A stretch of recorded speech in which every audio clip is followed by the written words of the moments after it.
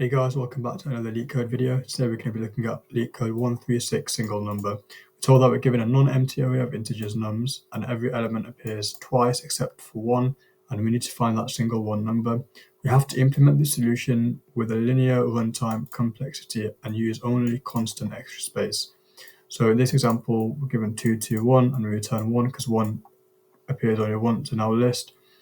In this example, 4 appears only once, and in this example, we've only got one element, so we just return 1. So the key line that we need to keep in mind here is that our solution must be a linear runtime complexity and use only constant extra space. So we can't, for example, use a hash map. Because if we were to use a hash map, this problem would be quite easy. We just store the frequency of each number how often it occurs, and then loop through all the numbers and check which number has a frequency of 1 and then return that number. We can't do that. So because we can't sort either, the way we can solve this problem is by doing a bitwise XOR operation. So if you aren't familiar with bitwise operations, it can be quite tricky to come to the solution.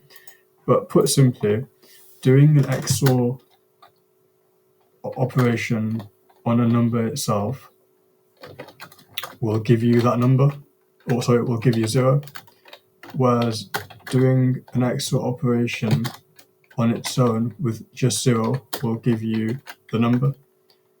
So 2 XOR 2 will give you 0, whereas 1 XOR 0 will just give you 1. So now that we know, and also it's probably important to keep in mind that XOR is associative, so it can be chained together. So you can do XOR on all the elements in a list, and the number that appears or the number that's remaining at the end will be the number that exists only once in the list. So we can code this up quite easily in Python. We can set our result equal to 0, and we'll say for number in numbers in our numbers list, our result is going to be XOR equals our number, and our result at the end of our for loop will contain the number that appears only once. So we can just return result.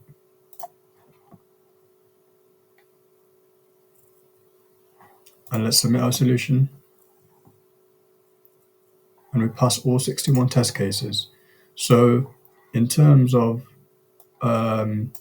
space complexity, where it's constant extra space, O of 1 space complexity, and we're doing a single pass, so it's going to be O of n time complexity.